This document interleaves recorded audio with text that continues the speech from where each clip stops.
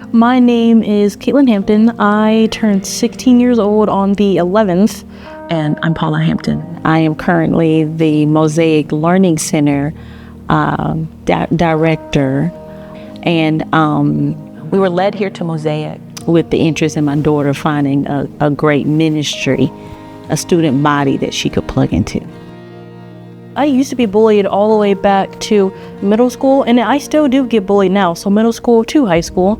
And then I think that bullying just took a really big toll on my self-esteem, and I think that just led me to go down a deep rabbit hole of just I didn't know who I was. I didn't like myself. I didn't see a lot of self-worth. I was led astray from God. And then I got into a group of friends who would vape and who would self-harm themselves, which put the idea into my life that if this helps them take away pain, maybe it'll help me take away pain too.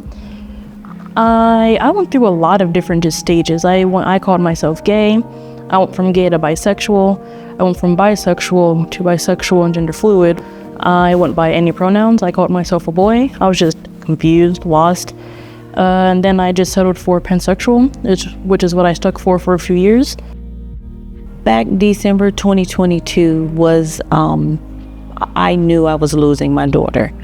I knew that she was going down a dark path, and I was concerned.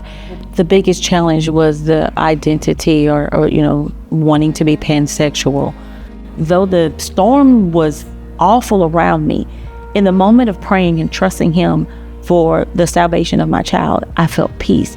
And so in that trust is that He's going to lead me and guide me. Pastor Yolanda is one of the links in my life. And one thing she taught me was you have to pray strategically. So this text that I sent Paula, it says, parents must be skilled warriors in the contending for the souls of their children. Children are inexperienced and ill-equipped to be able to contend for their own souls. And the spirit behind that it was just really a recap of things that she had said she was doing to contend for Katelyn's soul. And I was really just echoing her, and I put it in that type of phraseology, if you will. And the wisdom behind it is just a fact that, we have been given stewardship over our children. And so part of that stewardship includes contending for their soul. So I love my child, and there it is that I love God and I love His truth. So what do I do with it? I'm not going to validate what I know is not okay, but I'm going to love you. And so it was definitely a challenge.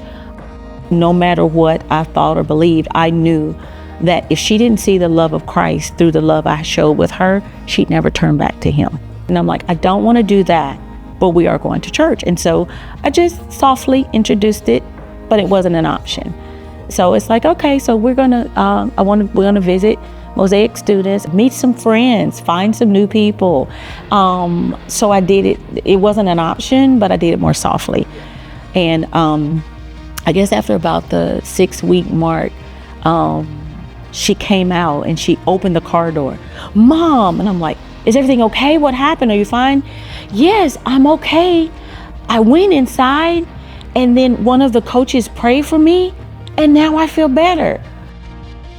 I saw Katelyn in the audience during our altar call, and I could see that there was a spirit of heaviness on Katelyn, and so I immediately called her up and just kind of summoned her to come up to the altar so that I could pray with her. So I immediately laid hands on her out of obedience. She shared with me her prayer request, and I prayed with her at the altar, and soon after that, we would see some amazing things happen in Katelyn's life. I always hear so many people just talk about how God isn't real, but if God really wasn't real, just honestly, I probably would have killed myself at 13. But because He's real, I'm now 16. Me and my mom's relationship have gotten so much better. I got baptized, and also I hit 1 year of no self-harm on the 15th. So the changes that we began to see in Katelyn began to come to students with a smile on her face. She had joy. I remember coming to her and saying, I see the joy on your face.